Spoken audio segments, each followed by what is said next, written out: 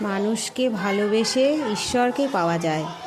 একদিন একজন ভক্ত ঠাকুরকে জিজ্ঞাসা করলেন, ঠাকুর, ঈশ্বরকে কিভাবে দেখা যায়?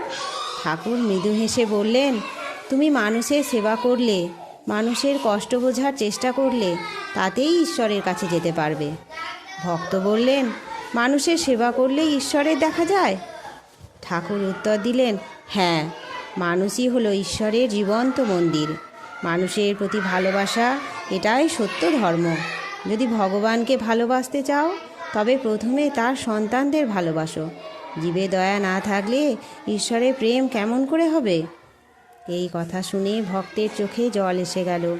ঠাকুর আলতো করে বললেন, তোমাকে বলছি, মানুষকে ভালোবাসা, মানুষের সেবা করা, এটাই শ্রেষ্ঠ সাধনা। ঈশ্বর দূরে নয়। শ্রী শ্রী রামকৃষ্ণ কথামৃত থেকে অংশটি নেওয়া। জয় ঠাকুর, জয় মা, জয় স্বামীজি।